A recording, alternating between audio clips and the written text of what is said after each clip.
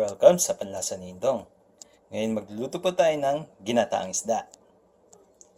Ito yung mga ingredients na kailangan. Gagamit po ako ng tilapia,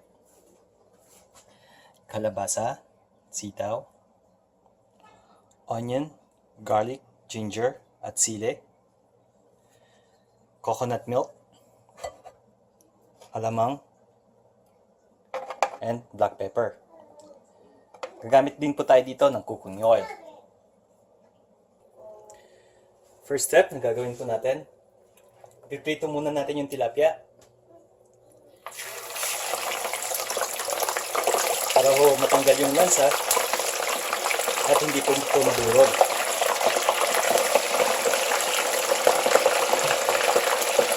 After po ito maprito, let's go to the next step.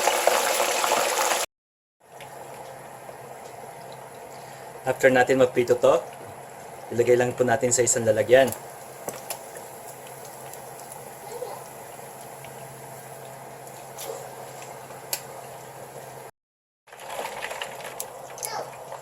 Next step na gagawin natin, painit lang po tayo ng mantika dahil nalagyan po natin yung ginger.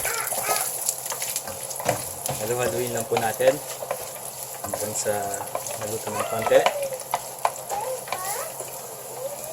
Next, sunod po natin yung bawang.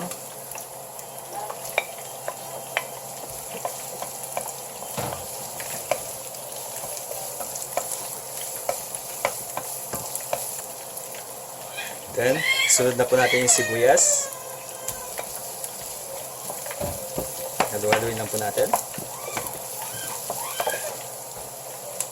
Okay, after natin igisa, pwede na po natin lagyan ng alamang.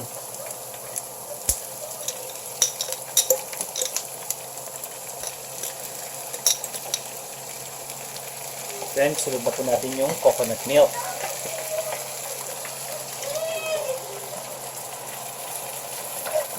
Lagyan na po natin yung kalabasa kasi yung long beans.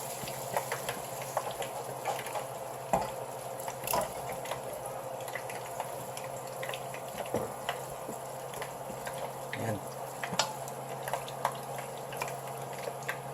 Haluin lang po natin ng konti. Tapos isi-simmer po natin to. Hintayin po natin kumulo. Takpan lang po natin.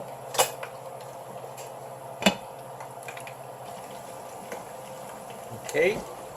Ngayon kumukulo na po siya. Pwede na po natin lagyan ng black pepper.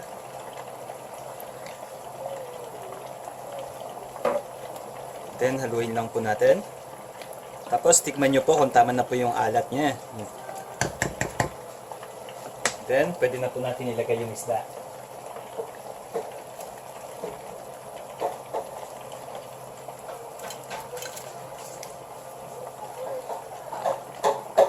Saka po, ipasok natin para matakpan niya po lahat.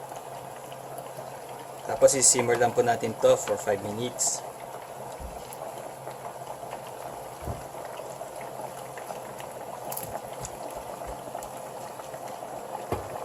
Takpan lang po natin.